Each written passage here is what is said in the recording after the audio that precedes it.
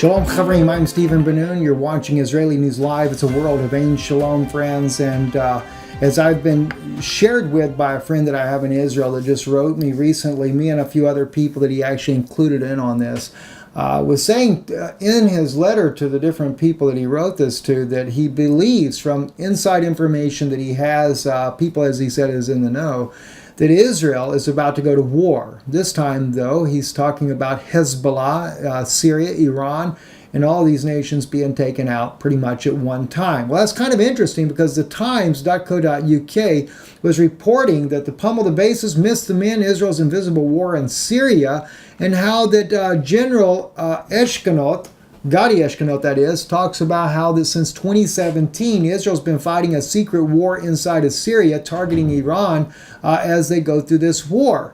And as I looked at this, and of course with the idea that we're about to be speaking in Portland, Oregon this coming weekend, along with Eli Marzulli and my wife, and I figured I would share some insights with you just how serious the situation is on a global scale. And how that even in my own mind, things have kind of changed over time. You know, you have to understand, myself, I come, of course, as a believer in Yeshua at a very early age, but nonetheless, I've been involved in the Chabad organization for many, many years, no longer an active member, I should say. But I was amongst the Orthodox rabbis because my desire was always to win my people to Yeshua. But I was very quiet about things. I waited for the Lord to lead me. And of course, we've had some success in winning Jews to Yeshua as time has gone on. But at the same time, I had no idea that I would end up being a part of an organization that has worked for global ties, both in the political circle and private sector, as well as working very close with the Vatican and actually marrying the two religions together as part of a new world order. And some of the things I'm going to talk to you about today, you might interpret as Russian collusion, President Trump, President Vladimir Putin, etc. But I don't want you to get confused because although I may focus on some of these issues, I realize too that the Clintons were involved with the Russian President Putin as well. But there's a lot of things going on in the background, a lot of things that I'm working on in an investigative journalist report right now with very private sources that will eventually come out, that will show you a very intricate web that is being built by all these different groups in the background. And at the end of the day, it's a new world order. And even though I thought for quite some time that maybe President Putin was trying to do the right thing in the Middle East there and helping President Bashar al-Assad and the Syrian people from being totally annihilated, I'm convinced more and more that he has actually also worked as far as in facilitating the bringing down of all these nations in the Middle East for a new world order. That he's part of the plan. After all, some of you that are out there listening, you would probably say, no, he's the Gog of Magog and eventually Russia's going to turn on Israel. No, he's not. Now, Turkey may do that, but then again, all that'll be part of the plan. After all, Netanyahu, believed by many of my Israeli friends that are believers in Yeshua, expect that he will be the very man that leads Israel to the war with Iran, which will cause the deaths of more than 1 million Jews at the end of this war. I can believe that to be so. And don't worry, America will be the next target. After all, everybody thinks that Russia is going to take out Israel. Maybe they'll let Russia play the dirty part just a little bit so that the United States can go to war with Russia, and then they'll use Russia and China to crush America. And I know we do have a massive military, but who's going to come to our aid when these nuclear bombs begin to fly through the air? I can't really say, but I'm going to show you some things tonight that might disturb you. Some things that I will share in the Portland conference, but a little bit more in detail. I want to give you a little bit of background, though, to start with.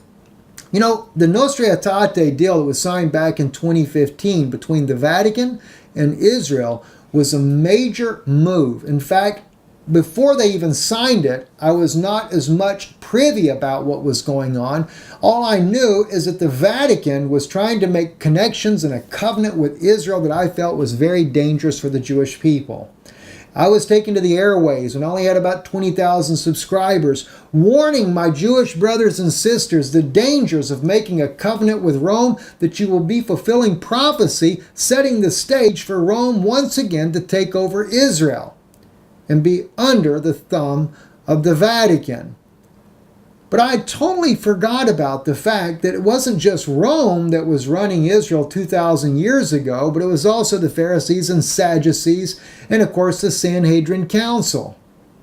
They worked together. In fact, both of them together are the ones that put Yeshua to the cross and put him to death.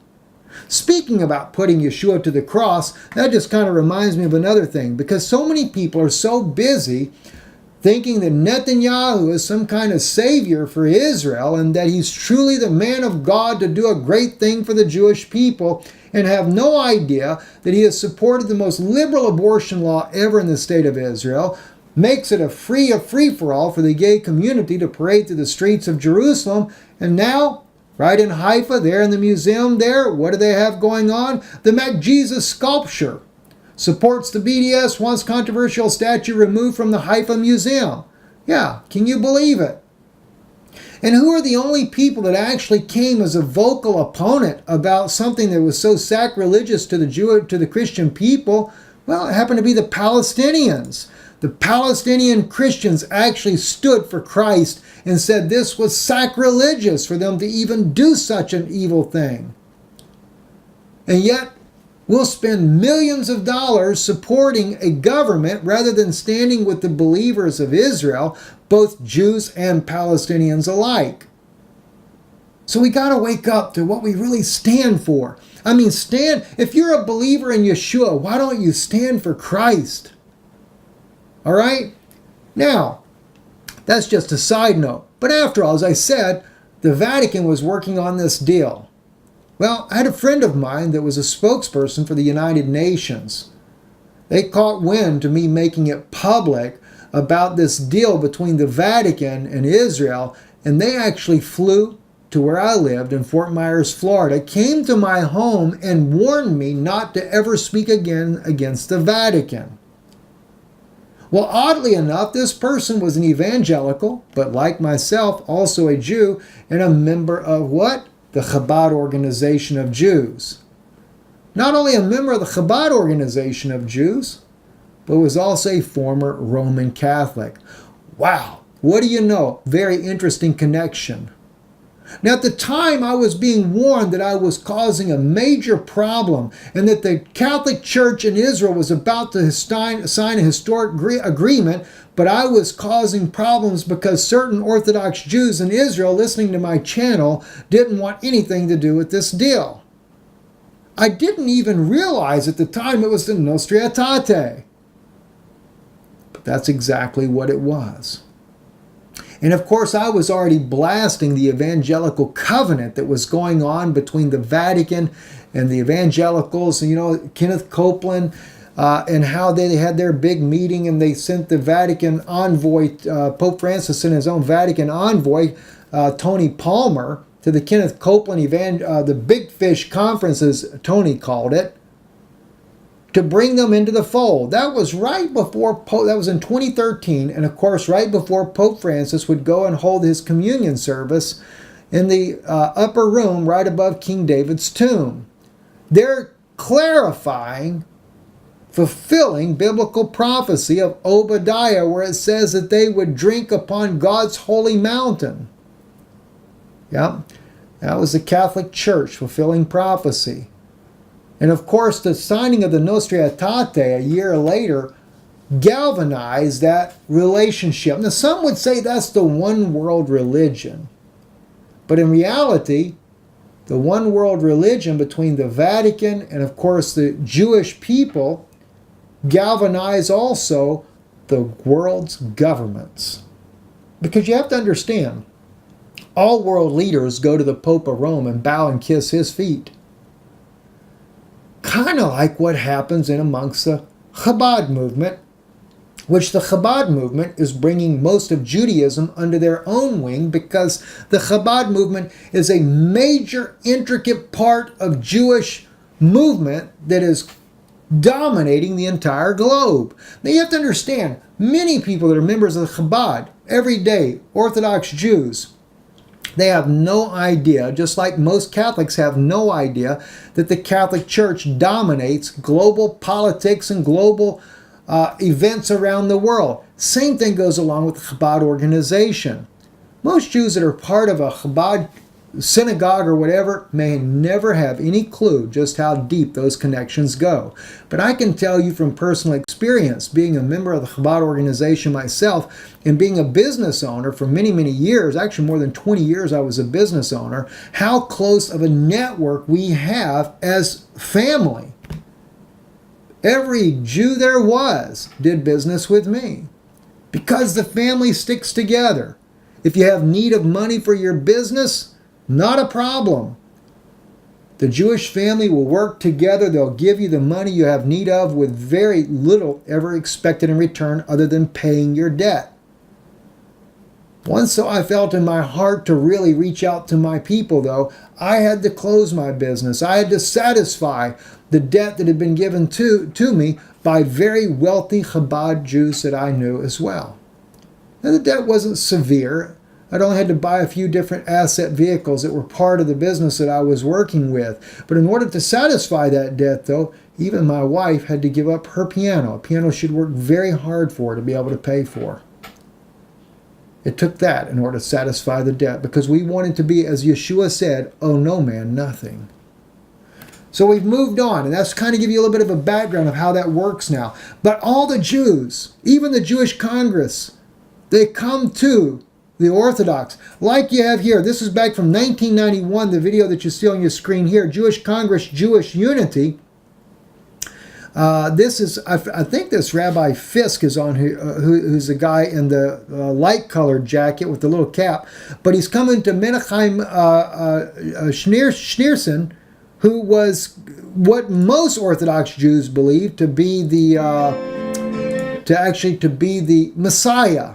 He died in 1994, though he never claimed it himself. He's still revered as if he were a Messiah. But in this case here, Rabbi Fishkin comes there, and he's seeking a blessing from Rabbi Schneerson. And of course, he is a member of the Jewish Congress. I only bring this up to show the unity that the Chabad organization does, because the Chabad organization controls globally practically every nation they have the ties with. President Trump, President Putin, China, it doesn't matter what country it is, practically in every nation, the Chabad organization and rabbis have a very strong power structure. And of course, the most wealthiest businessmen in the world are connected to the Chabad organization, just like it is with Lev Leviev. Lev Leviev, he's also very close to President Trump. He's very close to President Putin. He is a multi-millionaire, billionaire, in fact, in the diamond trade industry. Now, there's a lot of things that I know that has not even been brought to the public's attention. But, oh, by the way, speaking of that, I forgot I had this up here, but let me just hit this real quick as well. Because as we see these issues that are going on, and like I said, my desire is to win my own people to Christ. But so many of my brothers and sisters are so supportive of the secular Israeli government that we have, and you forget totally that the secular government doesn't come to take a stand for those values that you have as a true believer.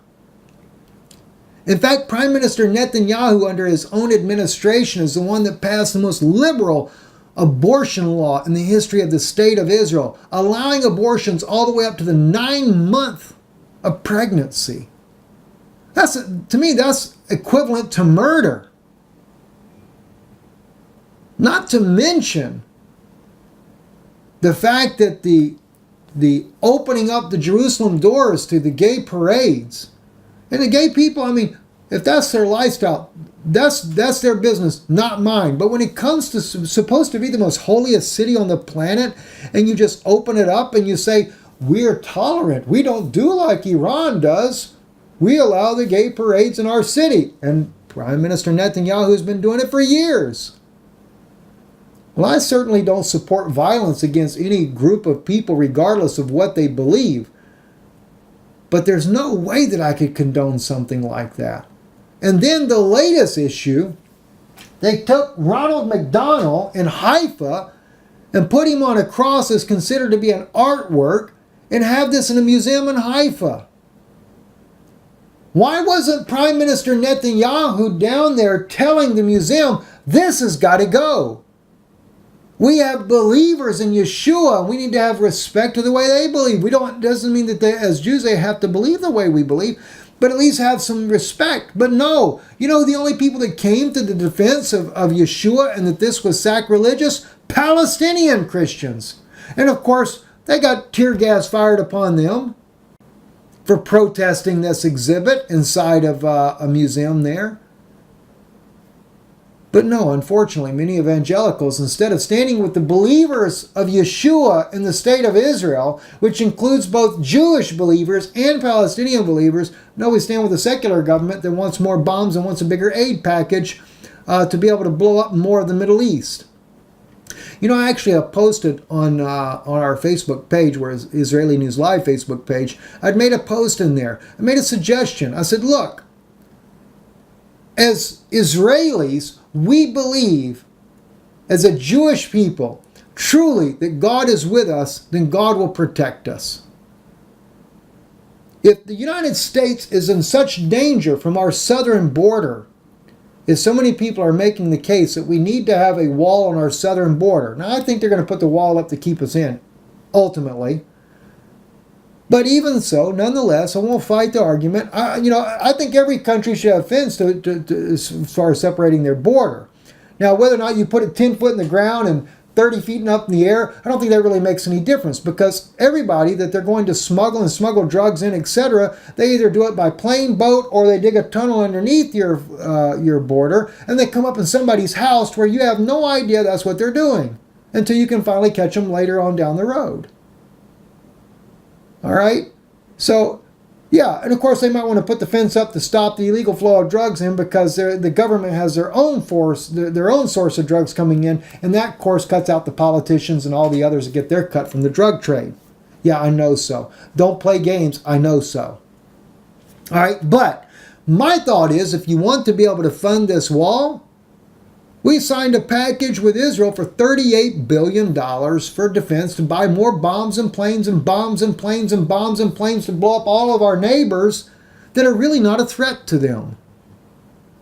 I think our Israeli brothers and sisters really know that if America is under this much of a threat at our southern border, that they would be willing to take and say to America, look, you need protection as well. Take $8 billion of that $38 billion package over the next 10 years, apply that to your border fence, and then we can also take from our Pentagon budget, seeing as we have the biggest budget on the planet, and take maybe $8-10 billion from our military spending budget. Not talking about the raises for the military, but we got a lot of other wasted money that we really don't need, and put that to building the border fence. And before you know it, you'll have a border fence with no problem, and Trump can be all happy and fuzzy inside. But that's not the reality, friends. You know what the reality is? All these different world leaders are working behind the scenes to bring about a new world order. And of course, these religious groups is part of it. By the way, I thought it was interesting, Treasury Secretary Stephen Mnuchin to brief lawmakers on Thursday about easing sanctions on companies linked to Putin friend. I know a lot of those links, and I know a lot of their companies and their LLPs and their LLCs. Some of the information has been shared with me recently that would probably make every investigative journalist on the planet jealous to know just how deep it goes with the money laundering, the drugs that come in, and of course the diamonds that are being used to launder money, and the real estate empires that are being used to launder money. And all kinds of crazy nonsense. You know what troubles me? Look at here, as they say here in this article. So the Treasury Secretary, Stephen Mnuchin, he's going to lift some of these sanctions. And of course, it's going to include one of Russia's oligarchs, Oleg Deripaska, a Russian billionaire with ties to Vladimir Putin. And he's also got ties, by the way, to Paul Manafort. You know, I just was sitting here, and I'll share some of this information here with you. Paul Manafort, boy, this is really a big guy here. All right. I'm sitting here working on this information that's been shared with me recently about the different companies that are linked even back to President Trump, how they are working all these out. But Paul Manafort, along with Rick Gates and Rick Davis, they were involved in an acquisition of a company, Parasis, that bought out a telecommunications company in Ukraine back in 2007. Now, one of the Russian oligarchs that was a close friend of Putin's, he's the one that actually financed the first $19 million to be able to buy this company. But then I found out also that Paul Manafort, who I also knew had a stake in Monhold AG LLP, that this company here was involved in Ukraine, and the agricultural minister in dealing with some deals there with the Shelley's companies, etc. And of course, when I get into all this, let me just make it simple and everything. Paul Manafort and these guys that he knew, they had acquired, using a Cayman Islands company, Parasis, I think is how you say the name. It's a lot longer than that, but anyway, just to make it short there. They acquired this television company out of Ukraine, and it was used to actually, they used it for propaganda to control not only who would get into power, which include Yanukovych at that time, but also it would be used to help to stimulate the Maidan coup later down the road. The odd thing is Trump and Putin both had connections to all these men that were involved in these companies. And of course, there's a lot more other companies that, just hundreds of these LLCs and LLPs that were put together for that very purpose. As well, I discovered one thing about Yanukovych that I did not know at the time, and that was that Yanukovych was put into power with the help of the United States and with Russia in order to skim off millions and millions of dollars from the Ukrainian government and to move that money into other accounts, including wealthy Russians, wealthy Americans, wealthy British, etc. Really, the point in all this is, what's really going on? When they talk about the collusion between Donald Trump and President Putin, yes, there is a connection. And it gets even deeper. And unfortunately, I've been given some information that definitely connects the two together. But you know what? If it would have been for a situation where we could just avert a nuclear war or World War III, as I said in the very beginning, so what if they colluded together? But what I'm discovering is just like the connection with Putin and Hillary Clinton and Bill Clinton and all the other issues that go on with the Democrats, they're all guilty. And they're all working for one major goal, and that is a new world order. The only difference is they each want their share of the pie. And even though I thought at one time, like I said, that Putin might have been a pretty good guy, he's also working for the same thing. And in reality, when it comes to the Maidan coup in Ukraine, I can't help but think now that Putin knew just as much as the United States did, which it wasn't President Trump, as President Obama, and they both were involved in it. Now, maybe it got out of hand. Maybe the CIA wanted to take control of the country, and Putin and his friends wanted control of the country. And of course, they ended up with the coup because it didn't go as planned. And so the United States is trying to take it, Russia's trying to take it, and now they're all fighting over all the monies. Well, that's only part of the problem. But the other issue is just like it says here, the odd Chabad connection between Putin and Trump. And of course, as I said, the Chabad organization has many oligarchs in Russia that are a part of it. And it also has many in the let me put it like this, in the upper part of the Chabad movement, many of them that are involved there for far more sinister purposes. Like Lev Leviev, the multi-billionaire who gives millions of dollars to the Chabad movement. Now, there are many Jews too that are part of the Chabad movement that love God with all their heart, and they're there for what they believe to be a greater purpose. But I'm watching a new world order come out of this. And unfortunately for my Jewish brothers and for the Christian friends and brothers and sisters that I have as well, I'm trying to warn them, you are in a very dangerous mix, and you have no idea just how dangerous this mix really is. Now, I'll share some more things with you here. Let's see what I can do here. That's not the one I want to go with. Let me see. Go back up over here to the news here. Okay. They got this other issue. Fixated on collusion. Democrats seeking again to subpoena interpreter of President Putin-Trump meeting. This is all a charade, friends. Every bit of this is just a charade. But here's the one thing that gets me. All right? This article came out. China poised to overtake U.S. economy in 2020. And as I mentioned to you the other day, Israel and China and their connections are at a monstrosity. Israel began moving all of America's companies over, and the wealthy Jews of America began to move their companies into China back in the 80s and 90s. They knew that it's going to be a new global new world order. They knew that they're going to take down the United States eventually, right? Now, the other thing too, this is an older article back in September, but I wanted to bring this up as well. Russia's chief rabbi reportedly paid secret visit to Iran on a trip organized by Putin. And Iran didn't like this very well, but Putin insists that he be allowed to go.